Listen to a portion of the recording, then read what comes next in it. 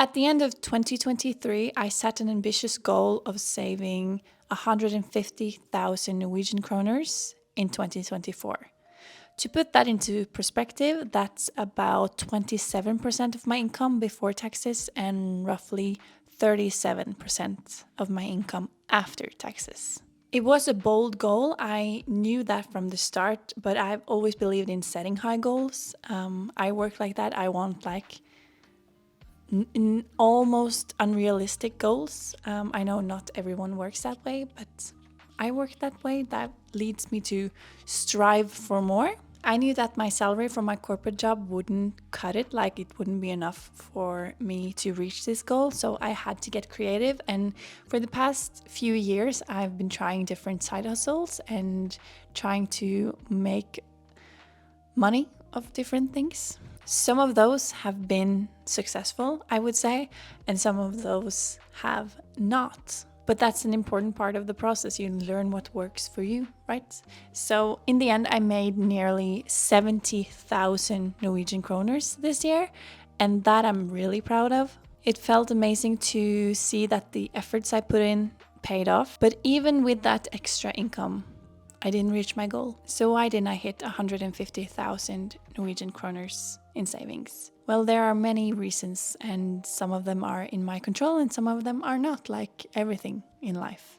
One big challenge that I think everyone striving for financial freedom faces is balancing the two priorities about living life now and saving for the future. I think we tend to save more for the future, but it's really important to enjoy life right now. I think that we owe that to the people who can't, who's no longer here with us, or who's sick. I saw someone wrote something, or a reel or something, that said like, there's someone your age having their last day on earth and wishing they had the time. And that hits home for me.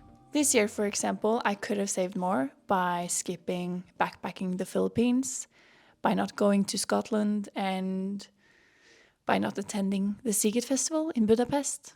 Trips like that aren't cheap, like flights, accommodations, activities, all that. It's a lot of money. But would I trade those experiences? Absolutely not, right? The memories I made on those trips are priceless. I laughed until my stomach hurt, I cried, I vomited, all the good stuff. Trips like that make me feel alive. What matters most to me this year is that I worked hard, and I did. Besides all of those trips I just described and a lot more experiences, I managed to save over 100,000 Norwegian kroners. I don't know the exact number yet because I'm still waiting for my December paycheck and I'm planning on saving some of that. But I know that last year, in 2023, I saved 60,000. So that's 40,000 more at least. And I'm really proud of myself. I think when you see that you're growing in some way, if it's financially or other types of goals, even if you're a little bit better than last year, last month, last week, I think you've done a good job. When I set this goal, my life looked a bit different. I thought that we would be done with renovations. I sat in my home, my house that was fully done, almost fully done, and I thought that 2024 would bring more time to do content creation for myself, so that might become an income stream for me. But life had other plans. We ended up selling that house and bought a new renovation project, and this house we're now renovating has so much potential. We believe that it will be our dream house, and we absolutely love it. But as you might know, renovating a house, it's time consuming and there are a lot of expenses. Less time and less money for saving. Even though I didn't reach my goal, this year has been about so much more than just saving money. For the first time, I have really put myself out there here on YouTube and on TikTok and on Instagram, and I've showed my face and shared my story and my thoughts and open up about my journey towards financial freedom, and it has been incredible. this experience has actually been more valuable to me than money. It has helped me grow both emotionally and personally, and actually improved my mental health, which I didn't think it would.